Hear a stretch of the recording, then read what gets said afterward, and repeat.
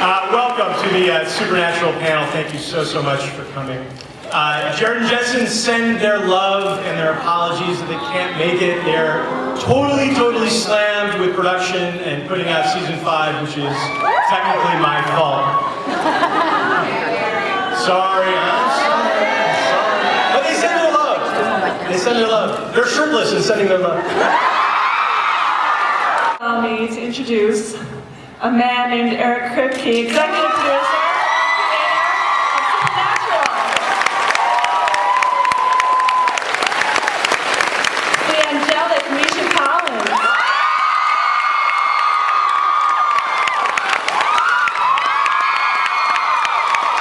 The fantastic Jim Beaver.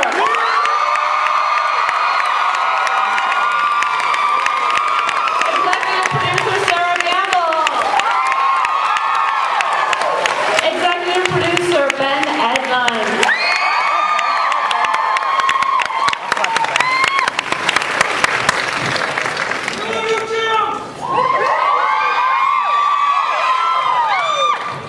So I have some questions, like any good super fan. Oh, widgets.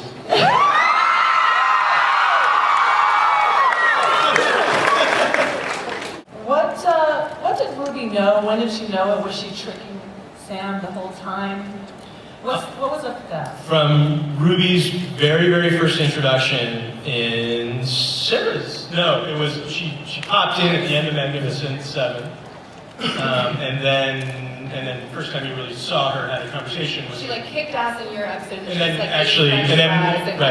was actually well written in Sarah's episode. But from the jump, she was always a bad guy. We always knew her motivation was to drive the boys apart and to double cross them. She was always working for the demons, and so it was always like really frustrating to read the online chatter about her, about those morons, and why are they trying to make her likable, and she'll and in our back pocket we knew that she was evil, and we knew that in our world the universe made sense, and up was still up and down was still down, but we couldn't tell anyone about it. Right. And we kept trying probably wrongly, we kept trying to make episodes to try to make her likable so that we could pull the rug out from under anybody, but there was that little problem that You're pulling the veil off our process. You gotta stop that. Yeah. There's that little problem that she was a demon, and at the end of the day you never entirely trust a demon. But yeah, she was always a bad guy. All right. I solicited some questions from these wonderful people on my website and Twitter and all the rest. One that kept coming up was, who changed the voicemail message in the finale when, the Dean tries to call Sam and kind of try to start making amends? Can anyone address? Will we find that out, and/or can you just tell us?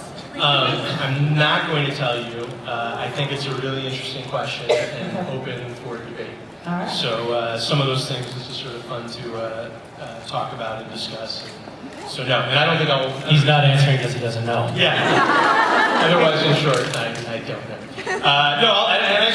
I have my belief of it, but I actually don't think I'll ever say it, because I think it's kind of an interesting question that they always talk about on set. Oh, interesting. Yeah. I love you, Misha!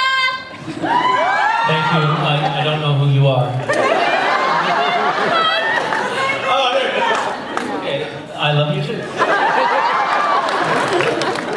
Don't get them started. Do get them started. What are you talking about? I don't know.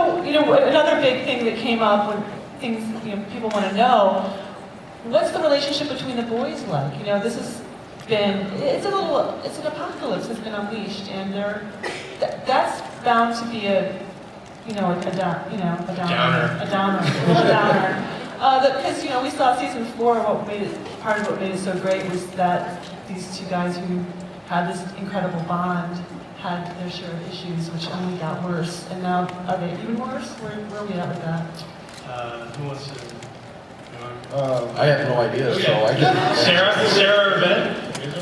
Well, the apocalypse is surprisingly amusing, I think. It's a I think laugh last season was, we had funny episodes and we had gallows humor and whatever, but it was at times almost suicidally dark, especially for Sam.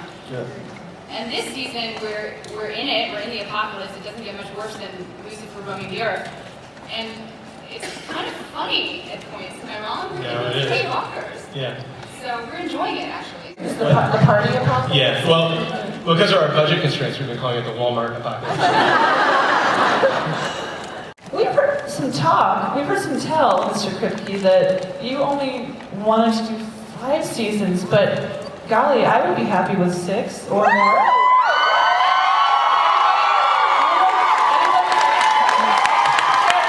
Care to comment?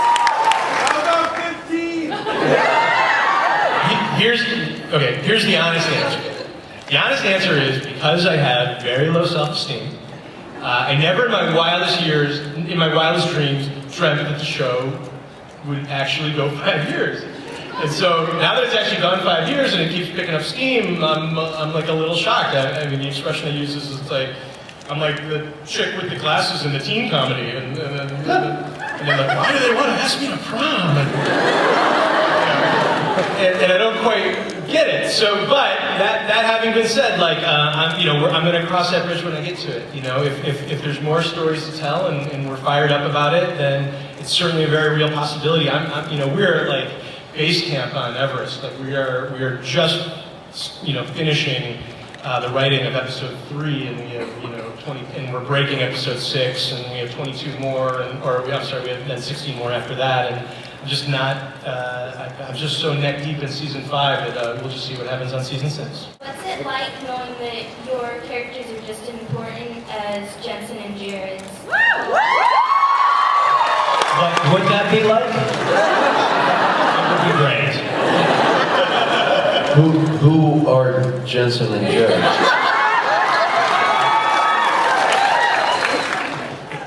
No, it's nice actually to have a supporting cast like Jared and Jensen. I feel like they really, a lot of people think that they're dispensable, we don't need them anymore, and to an extent that's true. But they're just a great sort of supportive baseline for Jim and I to have to flesh out the stories that everyone really cares about.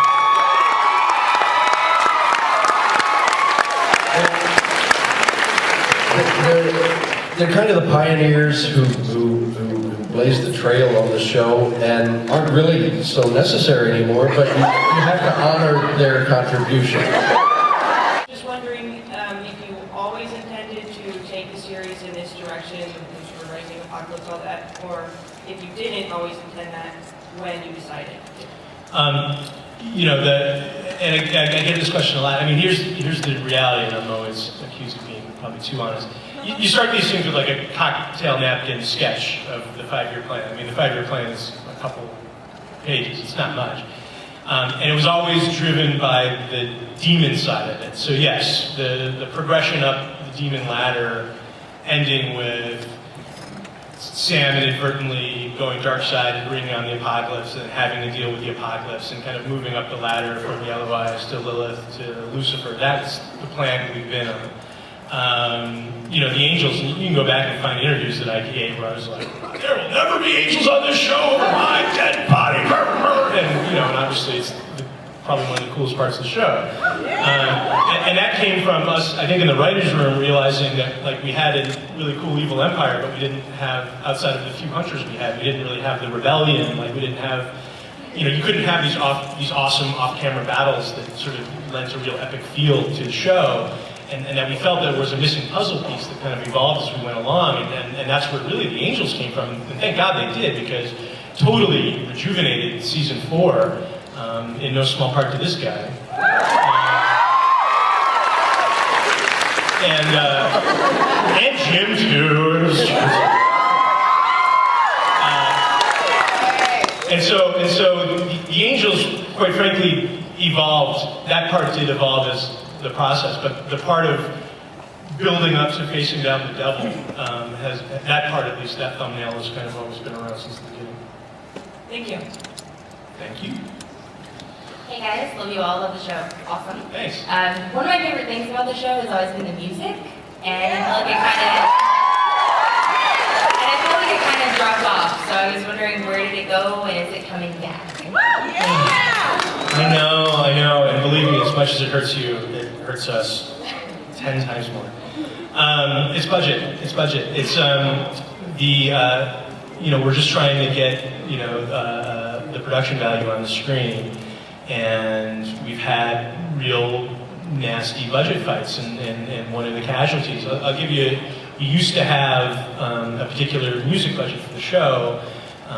It's like trying to balance the budget of the state of California.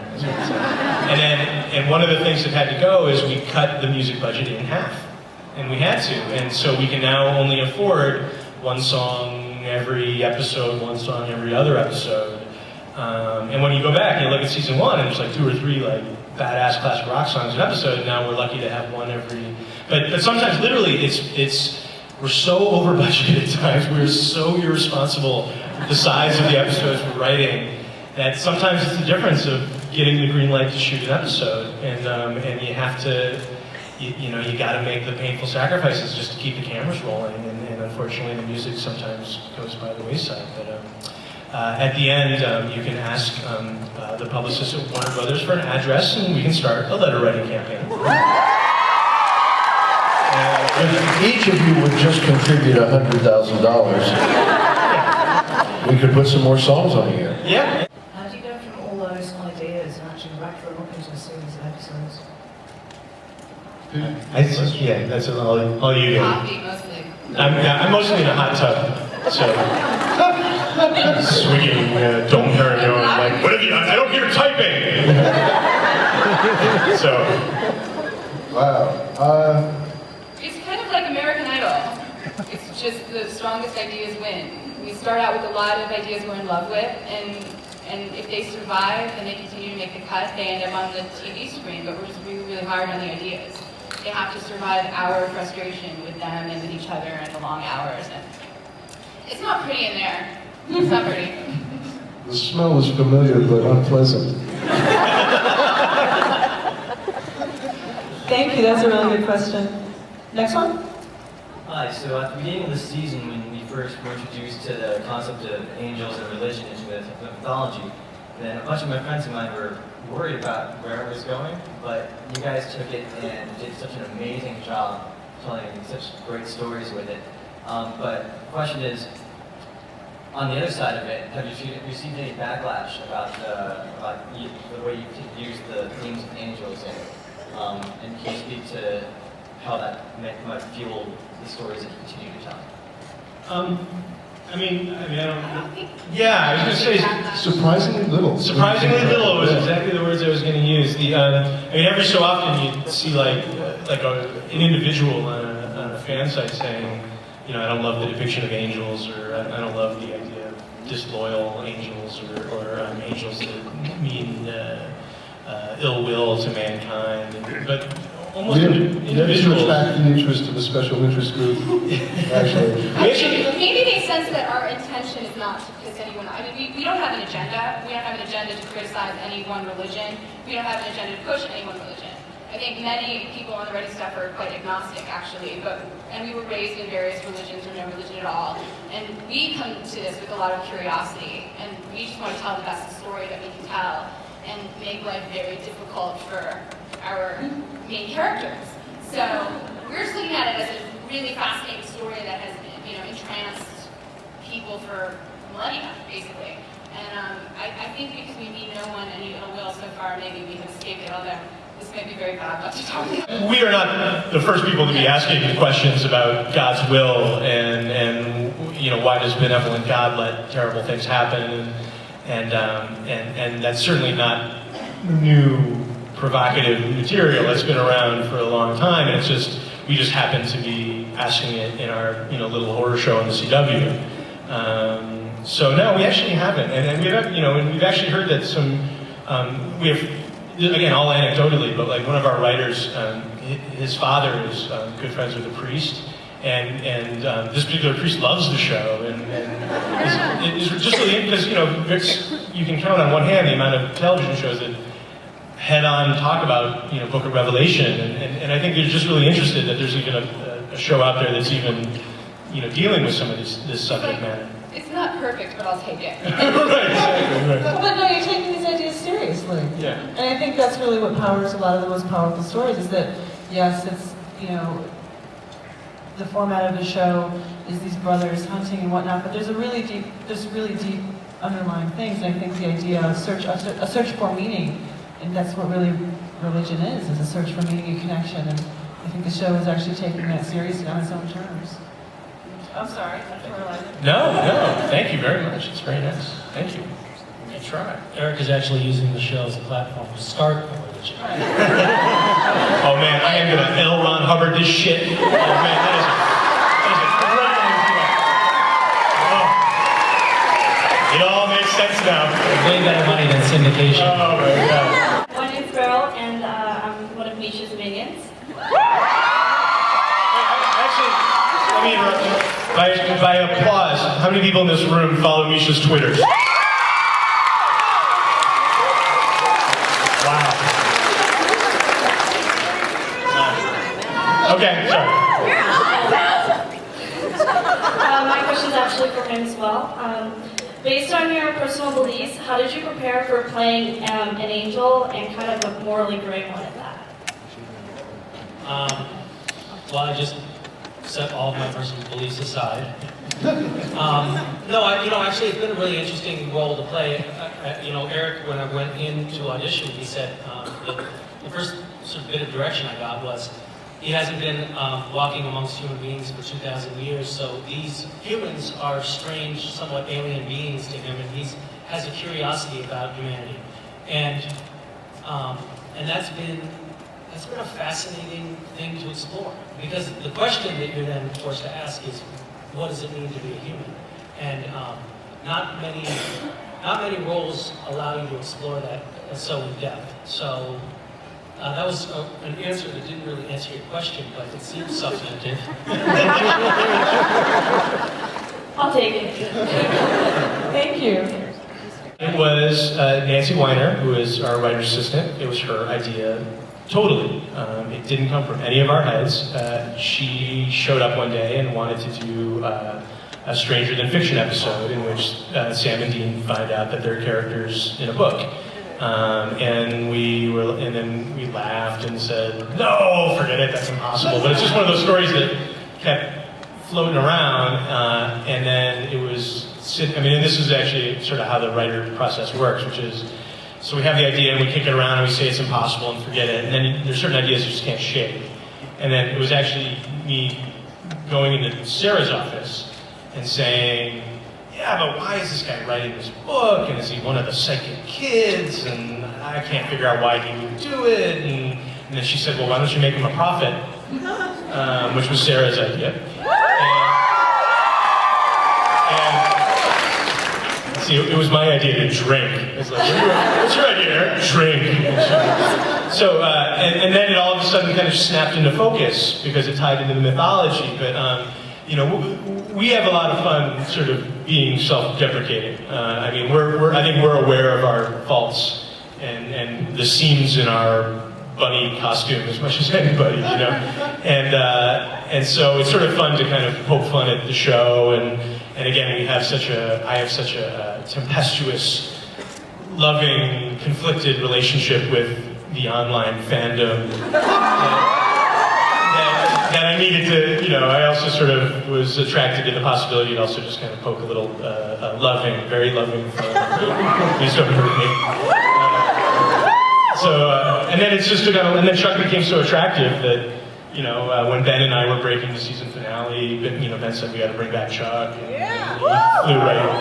he flew seamlessly into the season opener. Are we ever going to find out what happened to John after he escaped hell? Jeffrey Dean Morgan is a huge star. Have you seen? Have you opened a paper recently? Oh my God!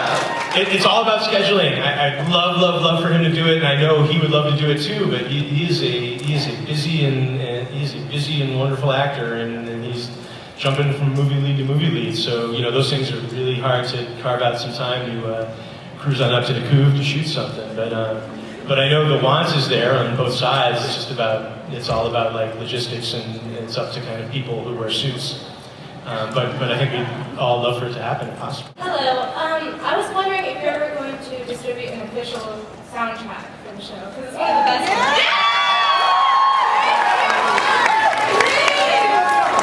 It really is. It's a wonderful question, and this isn't the first time we've heard it. We took it to record companies, and they were like, not freaking interested. I hear you. Like, they weren't. We tried. We really tried. We like pitched it out. We did a whole thing. Our music supervisor, Alex, is wonderful and brilliant and talented. She took it out to companies and was met with a big fat middle finger. What the hell?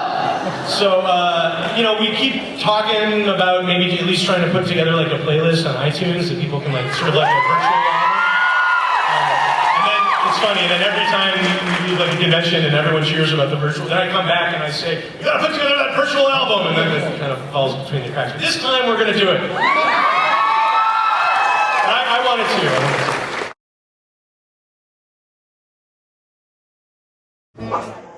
You know, I was really hoping that it was going to be a fluffy winged cherubic little sweet angel, maybe with like hearts on his lapel. So it's too bad that I have to play a badass sort of smiting style angel. Scary and sexy, I think. Yeah, scary and sexy at the same time. I wish I didn't have to do that, but yeah. No, it's cool. It's I think it's a much better version. Honestly, I don't think they would have done the other version. Maybe for comic relief. Yeah. Hunky guy. Wait, who are the other two hunky guys? I thought I was the first hunky guy. What are you talking about? That is a great question. Jared and Jensen are a lot of fun to work with. They're really, they're both really funny, and so that's actually a problem. Jared will especially try to, like, we shot a scene last week, and Jared and Jensen were standing on either side of a doorway, and I had to walk through the doorway to talk to Bobby. And as I walked through the door in the scene while we're shooting, every single time, Jared would do something like try to trip me, or grab my ass, or pinch me, or something to try to get me to break and laugh. And so there's some specific challenges to working with the two of them. I think my favorite thing about this character has been playing with discovering what it's like to be a human. You know, his exposure to humanity is a learning process for him, and he's constantly learning new things about what it is to be humans, and that's the most fun, I think. I think I do, yeah, but maybe not in the way that a lot of people. I think that there are things out there that we can't perceive that are going on that may appear to be supernatural. Maybe they're just super scientific. In other words, we don't actually know how to explain the entire known universe scientifically yet, but there's stuff going on that's beyond our powers of comprehension, certainly.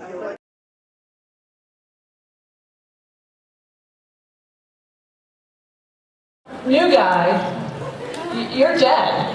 What's up with that? Are you looking at me? I'm looking at you. You're not dead, Misha, thank goodness. Castiel, can someone explain to me how Misha Collins is a series regular playing a character who is now, in fact, deceased? Yeah, Eric. All our series regulars have been deceased at one point. Yeah. We just brought him to Comic-Con as sort of like a consolation prize. No, he's gone. There'll be a new angel played by James Van Der Beek. Will we be touched by that angel? No, Castiel's coming back. Don't worry. Thanks, Eric. Yeah, no, news to you. But let me... Not too much. No. New wardrobe, though. Kind of a biker thing. It's going to be fun. We actually spent like 5 minutes in the writer's room talking about, like, do we change up his wardrobe? It doesn't look like a leather catsuit or something. And then we decided that any idea along those lines was stupid. And so now he's back in his trench coat. Well, the question becomes, in the Impala, is Castiel front seat, back seat? Where does he ride? Joe Pesci or Danny Glover? Sorry. A special respirator so that I can just sit in the trunk where I belong. And so I breathe through a straw and I have a periscope. It's kind of cool. Now I'm that maybe Castiel, Bobby have a scene or two at some point? Are they going to become buddies? Is it going to be an action comedy? It's more of a romantic.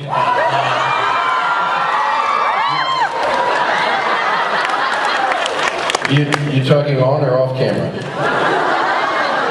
You just go, man. It's all you. It's an unrequited thing for Castiel. Constantly staring in his bedroom window, looking long. Are you telling me you're going to try to... Unrequited. You're going to try to separate the love affair that is Dean and Castiel?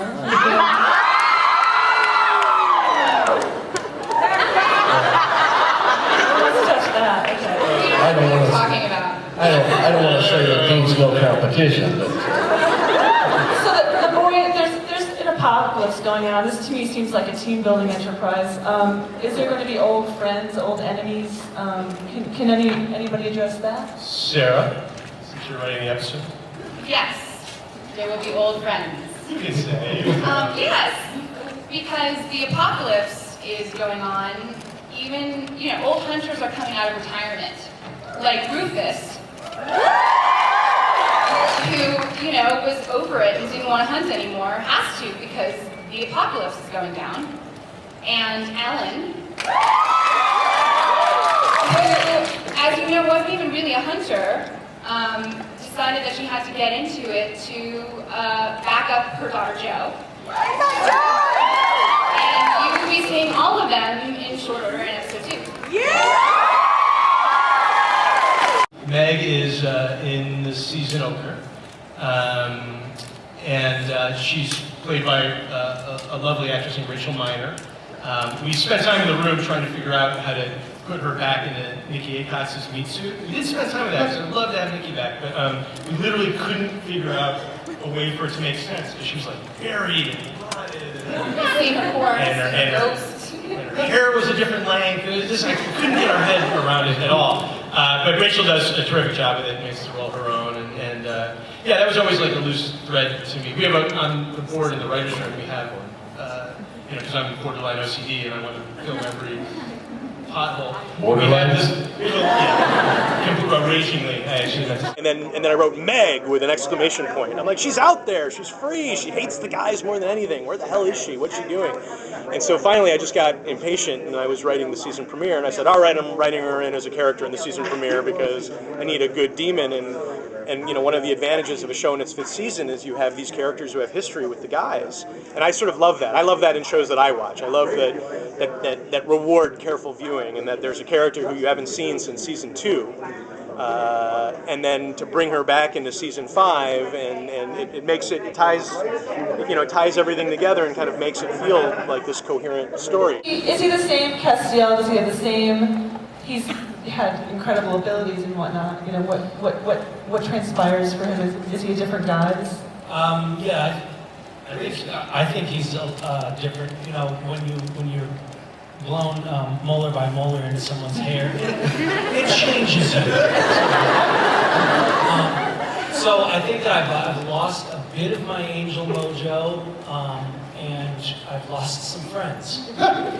And I also have a very ambitious mission that I'm on, which I'm not going to tell you what it is, because that would be too satisfying for you. But yeah, it's kind of an epic arc, or beginning to an arc anyway. Maybe it fizzles out, I don't know. It goes nowhere. And emotionally he becomes, he's cut off from heaven and sort of full on in rebellion, hunted, afraid, and so there's also... I don't know about afraid. Yeah, hunted and brave. In terms of Mark, it's actually funny, because I know, he's on Lost and he's badass as Jacob. I watch Lost. And he was in the running for Castiel. And it was, I only say this to pay credit to them both, which is, it was between Misha and Mark. And they were both so excellent, and Misha squeaked by. But Misha just sort of... I'm kidding, it's a joke. Misha embodied the character, and he brought that sort of curiosity to it that was really sort of thrilling, that kind of sort of alien curiosity. And so, but we always loved Mark, and he was always in the back of our heads, and so when the part of Lucifer came up, we said, we went right to Mark. He never even auditioned. We just made him an offer, and he took the part, and there you go. Are you okay? I could have done Lucifer too.